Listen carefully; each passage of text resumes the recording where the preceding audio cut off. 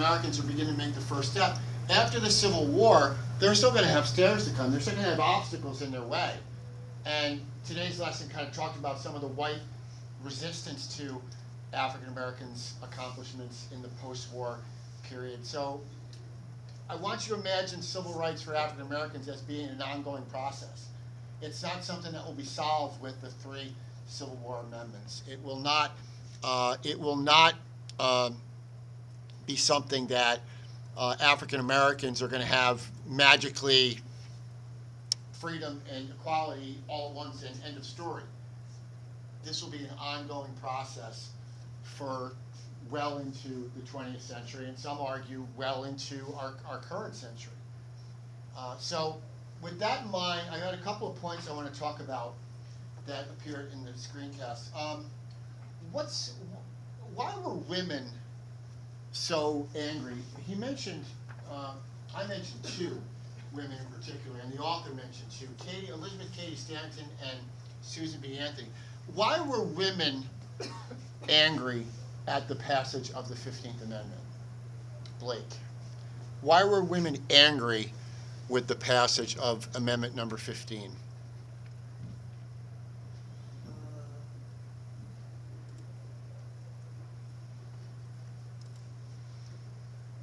Think it through. 15th Amendment granted who the right to vote, Blake? Black men now have the right to vote with Amendment 15. Why are American women, specifically white women, going to be angry at African American men getting the right to vote in 1870 with the 15th Amendment? Just because, well, they're just being able to vote for them. It's just unfair, kind of, because they've been free longer. Women have been free longer. White women have been free longer. Dylan, add to that, please. They feel like that since their color, their skin is like that they have higher. Yeah, there's certainly one thing you need to recognize too, and we've talked about this a little bit in previous lessons, but just because you are calling for an end to slavery, and many whites called to end slavery, many whites that were calling to end slavery were also against equality between the races. There was opposition to slavery among many whites, but does that mean every white person who opposed slavery was calling for a society in which blacks and whites were treated as equals? No. So lots of women, especially women who were arguing for voting rights, white women who were arguing for voting rights at the same time the Civil War was going on, and even before, many white women said, wait a second, time out here. We are granting the right for African American men to vote, but we are completely dismissing half of the population of the country by not even addressing in 1870 the rights that they saw as women's rights. Women also are angry because women were allies to African Americans during the period before the Civil War. There were a great number of American women, black and white, free women, who were opposed to slavery and spoke out on behalf of ending slavery as part of the abolitionist movement, and because of that, felt that they should have their day of recognition, to use a phrase, I guess it's kind of appropriate. They felt that they should be recognized for their efforts for supporting the abolitionist movement and being an ally to former slaves. And yet, the Civil War comes and goes, and women and the issue of suffrage, women's voting rights, will not be addressed. It won't be until 50 years later that women will finally earn the right to vote. Also, I want you to talk to me about schools. Katie, why during Reconstruction were the creation of schools such an important element in the black community in the American South? They didn't have the right to education as slaves. They didn't have the right to get an education as slaves, and they would be absolutely certain to take advantage of that right now that they are able to. There was an image on one of the slides. Could somebody go through each of the slides and tell me the image? There's a group of students and there's a teacher off to the left in that image. Yeah. So look at slide 7 in your PowerPoint. I want you to look closely at the female teacher on the left. Does she appear to be white Okay, this was very common. In the Reconstruction era, oftentimes white Northerners would come to the South, and not just for educational purposes, but they would come down to help with other issues as well. They would help with food, they would help with education, they would help with housing. It was very common for Northerners who were sympathetic to the situation that freed slaves were facing.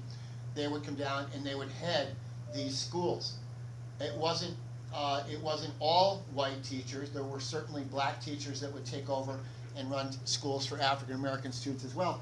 But there was a degree of Northern social action that was involved in the educational system in the South that, trust me when I tell you, black students who were able to attend school during Reconstruction, they never missed a day, because they valued and they understood exactly what had been denied them for generations. So make sure you understand that as well.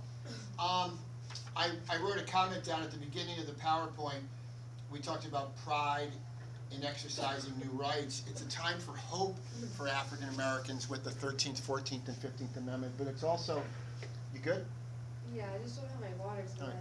It's also a time of uncertainty.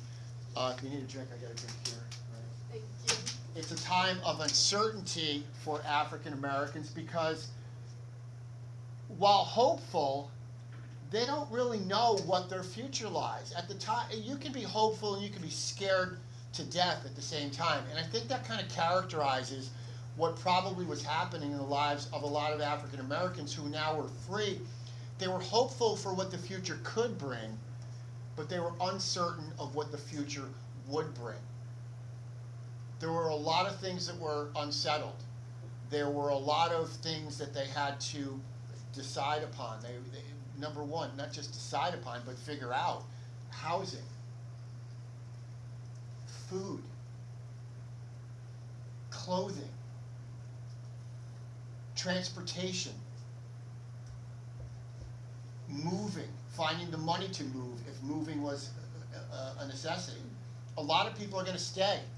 Most former slaves, this is kind of shocking when you hear it, most former slaves are going to stay within a 25-mile radius of where they lived as a slave. Why? They couldn't afford to go to the True, many couldn't afford. They needed somewhere to work. Say again? They needed somewhere to work. They had to find some place to work, and oftentimes they would take work in a similar field, agriculture, that they were familiar with as a slave. Katie? I was gonna say they're familiar with the land and like those surroundings. They know the area. Okay? They know the area. It might not have been the best conditions for them as a slave in terms of what they were doing, but they're familiar with that area. For a lot of slaves, Georgia was their home. South Carolina was their home. Maryland was their home. The Carolinas were their home. And lots of slaves will stay. Now, many will leave. Many will leave. Many, if given the opportunity, will head north. Many will head west eventually. Many will get out of Dodge, so to speak. But many are also going to be, out of necessity, forced to stay. Forced to stay. Dylan, question? Sharecropping? Sharecropping, yeah. Sharecropping is going to be basically being involved in agriculture and paying for a piece of land, and you're basically paying for the land, farming the land, providing food and crops for your family, and you're paying the person who's renting you the land. That and tenant farming are going to be very, very important for former slaves, because it's going to be work that they're familiar with, and it's going to provide them an opportunity. Sharecropping and tenant farming are not going to be glamorous.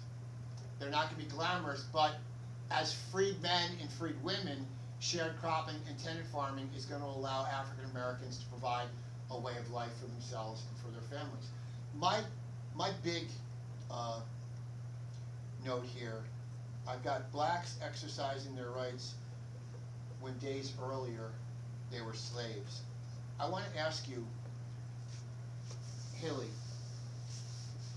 how would whites, do you think, feel, Southern whites feel, seeing a former slave in a position maybe of authority. For example, they mentioned African American soldiers. There were soldiers stationed in the South in these military districts after the war to make sure that the laws were being obeyed. How would white Southerners react to that, do you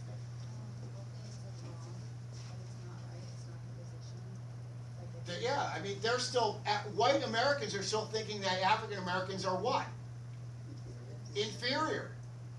And the idea of a white person, the idea of an African American person in authority as a soldier, or worse, if you're a white Southerner, imagine a black person be elected to a statewide office, maybe as a mayor or as a member of the legislature or as a governor.